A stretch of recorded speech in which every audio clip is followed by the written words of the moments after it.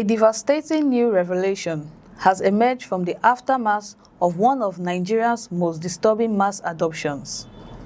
25 children, who were among hundreds of people kidnapped in attack across Kwara, Niger, and Kebbi states, reportedly died while in terrorist captivity, with some allegedly buried in the forests. According to the Vanguard, the revelation was made by Saudu Baba Ahmed, a lawmaker representing Gwanabe, Gweria, Bani, Adena constituency of Kaima local government area in Kwara State House of Assembly. His disclosure comes just days after hundreds of adopted Nigerians were rescued following months in captivity. And while the return of the survivors have been welcomed as a major security breakthrough, the latest account raises a painful question. How many victims did not survive the ordeal? According to Baba Ahmed, 25 children died during captivity, with some reportedly dying while being transported through the forest before their bodies were buried there. The lawmaker said the victims were among the people adopted during terrorist attack that devastated communities in the region. The figures surrounding the adoption are staggering. According to the lawmaker, a total of 336 people were kidnapped across the affected areas. Of those adopted from Kwara State, 176 victims were reportedly taken. Following the rescue operation, 163 of those victims regained their freedom, while 15 remained missing, according to Baba Ahmed. But the fate of the missing victims is now even more disturbing in the light of the revelation that some captives died in the terrorist custody. The rescued victims themselves are also returning with stories of unimaginable hardship. They reportedly spent about 6 months in captivity after terrorists attacked Waru and neighboring communities in Kaima local government area of Kwara State on February 3rd.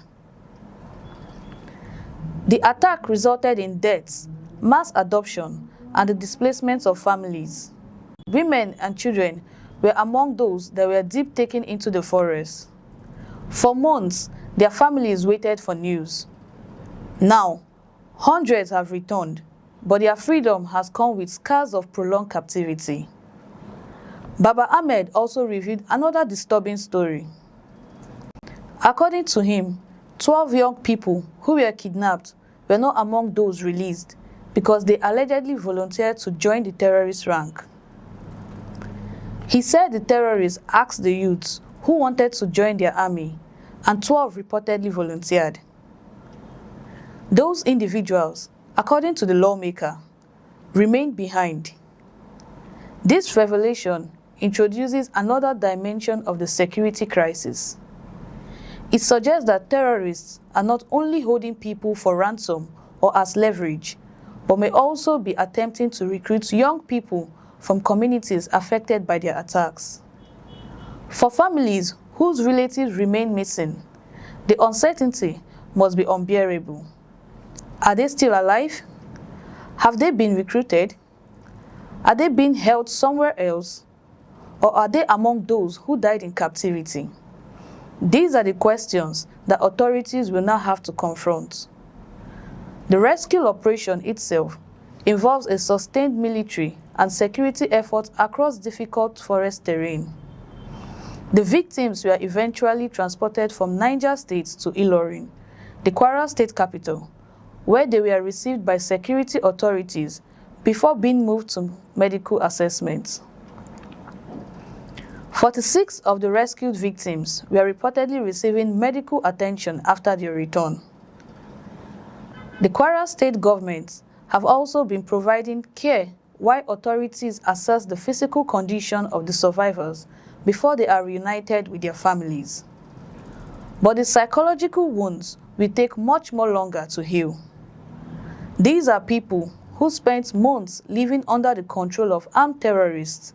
Some witnessed killings, some lost relatives, some endured hunger and deprivation, Others returned with children who were born during captivity. Baba Ahmed disclosed that 2 women who had been adopted while pregnant returned with babies. He said the victims told the authorities they had not been sexually assaulted by their captors. That detail adds another layer to the extraordinary circumstances surrounding the captivity. Imagine leaving your community pregnant and returning months later with a child born in the forest while still in captivity.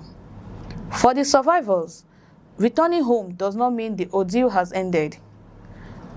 They will need medical treatment, psychological support, shelter, and assistance to rebuild their lives. The governor of Kwara State, Abdulrahman Abdulrazak, received the rescued victims in Ilorin. He described the original attack on Woro as deeply regrettable and commended the efforts that led to the victims' return. The governor also thanked President Bola Tinubu for his intervention and support during the security crisis. According to Abdulrazak, the federal government has approved to establish the 5 additional army battalions in Omu-Aran, Patigi, Ilemona, Kosu-Bosu, and Kaima. The stated objective is to strengthen security coverage and improve the ability of security agencies to respond to the threats across the states. But this is where the wider issue becomes unavoidable. Rescuing 315 people is a major achievement, yet preventing the next mass adoption is another even bigger challenge. If terrorists can invade communities, kill residents, adopt hundreds of people, and disappear into vast forest areas, then the question is not only how they are eventually defeated. The question is why vulnerable communities were exposed to such attacks in the first place. The death of 25 children should therefore not become another statistic. Every child represents a family. Every missing person represents someone waiting for answers. And every survivor represents someone who will need support long after the headline disappears. There is also the issue of 15 Kwara victims reportedly still missing. Their families deserve clarity. If they are alive, authorities must intensify efforts to locate them. If evidence emerges that they died in captivity, their families deserve the truth and proper support. And if 12 youths remains with the terrorists after allegedly joining the ranks, security agencies face another difficult task, determining where they are and whether they can be safely recovered. The tragedy also demonstrates the importance of intelligence gathering and cooperation between communities and security agencies. The successful rescue operation shows what coordinated action can achieve. But the real measure of success will be whether such mass adoption becomes harder to carry out in the future. Nigeria cannot afford a situation where communities celebrate the return of hundreds while grieving those who never came home. The 25 children reportedly lost in captivity are a reminder of the human cost of terrorism. Their deaths should strengthen the determination to protect vulnerable communities, dismantle terrorist networks, and prevent more families from experiencing the same nightmare. For the survivors, the journey of the recovery has only begun. For the families of those still missing, the waiting continues. And for the country, this tragedy raises an uncomfortable question.